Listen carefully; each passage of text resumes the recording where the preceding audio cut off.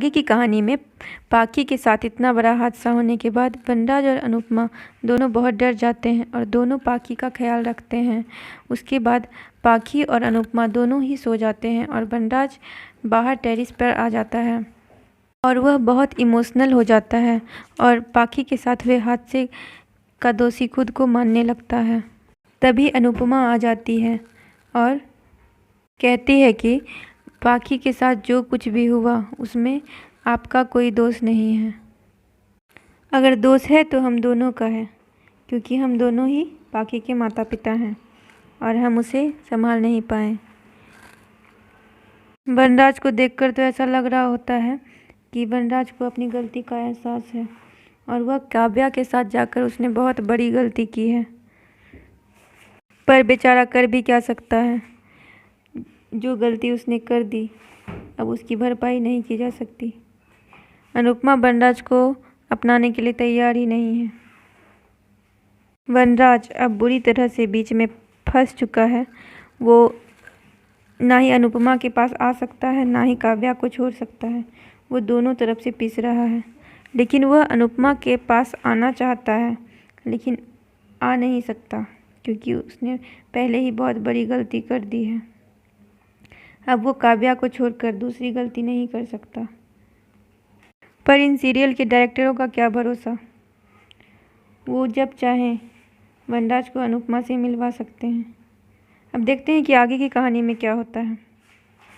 आगे की कहानी यह है कि काव्या को ये लगता है कि पाखी ने ये सब जानबूझकर किया है वनराज को उससे अलग करने के लिए, और वह ऐसा सोचती है कि उसे भी कुछ ऐसा ही करना चाहिए जिससे कि वनराज इमोशनली ब्लैकमेल हो सके। उसके बाद अगली सुबह होती है। अगली सुबह होने के बाद वनराज अनुपमा से कहता है कि हमें पाखी को डॉक्टर के पास ले जाना चाहिए, क्योंकि वो अभी मेंटली बहुत डिस्टर्ब्ड है। जैसे शरीर के लिए डॉक्टर होते हैं उसी तरह मानसिक स्थिति के लिए भी डॉक्टर होते हैं। हमें उसे डॉक्टर के पास ले जाना चाहिए। बा जब यह बात सुनती है तो वह बहुत नाराज़ हो जाती है और कहती है कि तुम दोनों अपना ये ड्रामा बंद करो डिवोर्स का और बच्चों के लिए साथ आ जाओ। अब बा भी क्या करे, सब तो यही चाहते हैं कि वनराज और अनुपमा साथ आ जाए तो सारी प्रॉब्लम ख़त्म हो जाए, लेकिन अभी डायरेक्टर की ऐसी मर्जी नहीं है। लेकिन जब डायरेक्टर की ऐसी मर्जी होगी तो वो दोनों ज़रूर साथ आएंगे, क्योंकि यहाँ पर डायरेक्टर की मर्जी चलती है। अब आगे की कहानी में हम ये देखते हैं कि बा के इतने कहने के बाद भी दोनों साथ आने के लिए तैयार नहीं होते हैं। अपने बच्चों के लिए भी दोनों साथ नहीं आते और दोनों फैसला करते हैं कि उन्हें पाखी को डॉक्टर के पास ले जाना चाहिए। पाखी को डॉक्टर के पास ले जाने की बात से बा बहुत नाराज़ हो जाती है और कहती है कि मेरी पोती तुम्हें पागल दिखती है, और वह अनुपमा को बहुत कुछ सुनाती है। वहीं पर वनराज आ जाता है और कहता है कि बा बात को इतना बढ़ा क्यों रही हैं। तो बा कहती है कि अगर तुम दोनों साथ आ जाओगे तो ये सब कुछ होगा ही नहीं। पाखी को तुम दोनों चाहिए, ना कि उसे किसी डॉक्टर की ज़रूरत है।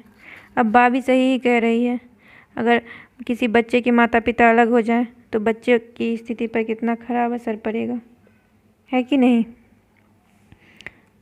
तो सारा परिवार चाहता है कि वनराज और अनुपमा साथ आ जाएं। अब वो दोनों चाहेंगे तभी ना साथ आएंगे, और अगर वो दोनों ना भी चाहें, सिर्फ डायरेक्टर चाह ले तो वो दोनों ज़रूर साथ आ जाएंगे, क्योंकि उन दोनों के चाहने ना चाहने से यहाँ कोई फ़र्क नहीं पड़ता। डायरेक्टर अगर चाह लेगा तो वनराज और अनुपमा साथ आ जाएंगे और जल्दी पाखी की मानसिक स्थिति भी ठीक हो जाएगी। फिर जब पाखी डॉक्टर के पास जाती है